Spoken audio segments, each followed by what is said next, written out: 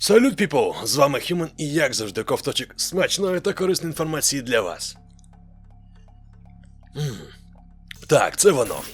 Ну що, Wargaming вже остаточно покидає Білорусь, а от Україна отримала грант від Epic Games. Також трошечки смачної інфи щодо мобільної гри Call of Duty Warzone та зовсім трішечки про майбутню стратегію від Blizzard, екс-розробників. Ну а під кінець поговоримо про альтернативу підписку Game Pass, але від Sony. Го дивитися! Я створив. Ну що, друзі, на початку квітня цього року повідомлялося про рішення ігрової студії Wargaming, яка створила популярний проєкт, хто не знає, World of Tanks. Тепер вони згортають свою діяльність на території Росії та Білорусі. Багатьом співробітникам це стало реальним шоком, оскільки керівництво компанії не вважило за потрібне поділитися своїм довгостроковими планами із працівниками. І ось нещодавно видання DevBuy, поспілкувавшись із співробітниками білоруського офісу Wargaming, опублікувало нові подробиці щодо того, що там відбувається. Інформація хоч і трошки суперечила, проте йде річ про те, що йдуть масові звільнення в Wargaming у Білорусі, і все закінчиться вже в травні. Ну а після закінчення цієї процедури в штаті залишиться всього декілька людей, які будуть займатися, скажімо так, юридичними моментами. А це у нас будуть адміністративні працівники, які будуть змінювати юридичну особу. Сама ж компанія від коментарів відмовляється. На даний момент розробникам пропонується звільнитися самостійно,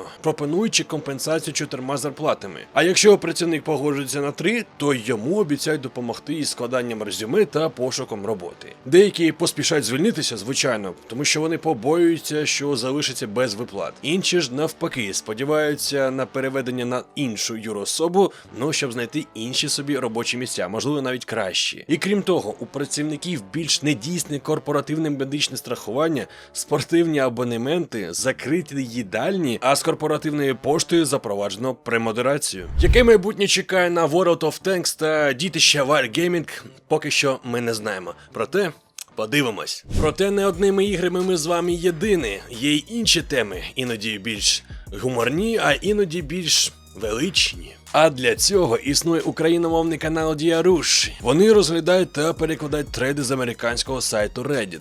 А там забагато і пізнавальних, і смішних тем.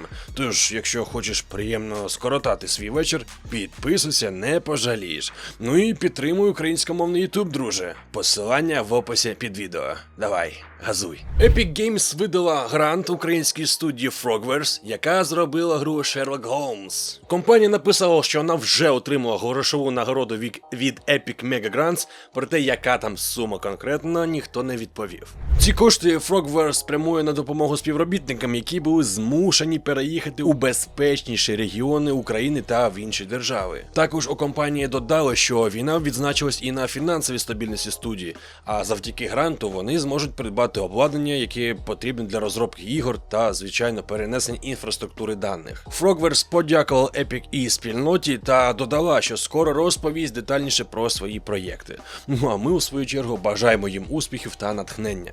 Activision повідомила спільноту, що проєкт Aurora вже перейшла на етап закритого альфа-тестування за попередніми запрошеннями. І так, цей проєкт ніщо інше, як мобільна версія Call of Duty Warzone. І попри те, що поки альфа вкрай обмежена за кількістю гравців, незабаром компанія обіцяє розширити це число, а також переводити окремі елементи в стан бети з вільним доступом. Я думаю, вже мало для кого секрет, що ті, хто кували велич самої компанії Blizzard, вже в Blizzard і нема. Ветерани цієї компанії або взагалі пішли з індустрії, або взяли такий маленьку відпусточку. Або ж заснували там ті студії, які по жанру, по атмосфері такі самі, як Blizzard, і роблять ті ігри, які реально хочуть ком'юніті. Серед таких студій це Frostgiant, яка заснована Тімом Мортоном та Тімом Кембелом, які брали безпосередню участь у роботі як StarCraft 2, так і Warcraft 3. Студія була офіційно відкрита ще у жовтні минулого року, і на даний момент ми не бачили і навіть не чули про проєкт, що знаходиться в виробництві її стінах. Ну що ж, друзі, мабуть, вже наступного місяця таємне стане явним. І як повідомляють деякі ігроки, саме StarCraft 2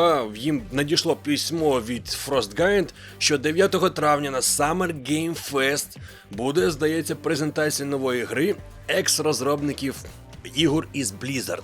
Саме так, друзі, це їх дебютний проект. А 3 червня, за 3 тижні до офіційного, скажімо так, релізу або демонстрації, вони проведуть закритий мітинг. Тож, можливо, перші подробиці про цей проект ми отримаємо раніше. Якщо хоч не офіційно, то через інсайт. Було б круто. Якийсь час тому Sony офіційно представила оновлену передплату PlayStation Plus, яка покликана стати явно конкурентом для Game Pass від Microsoft. Так, безумовно, спочатку аналог від Sony поступатиметься в плані широти вибору, проте подивитися у рамках підписки, все ж таки буде на що. До сьогодні ж нам були відомі плани тільки по передплаті від Sony, але тепер ми знаємо цілий список ігор. Отже, загалом тарифних планів у нас 3. У рамках тарифу PS Plus Essentials, який є по суті стандартною підпискою минулих років, гравцям надають доступ до мультиплеєрної функціональності та набор з ігор місяця. Другий тариф це PS Plus Extra, куди увійдуть десятки, а згодом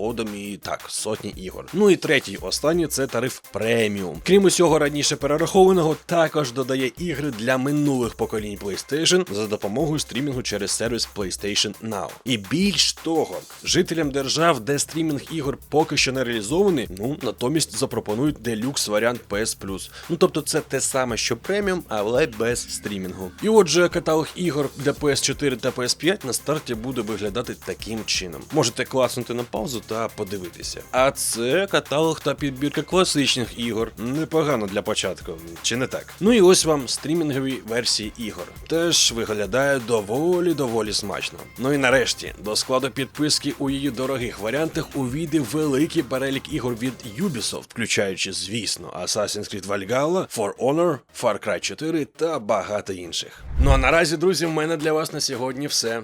Дякую вам щиро за вашу підтримку проекту, за ваші вподобайки, лайки, коментарі та перегляди. Все це бачу. Щиро вам дякую. Давайте розвивати та поширювати україномовний YouTube разом. З вами, як завжди, був Human і, як завжди, кайфової вам гри.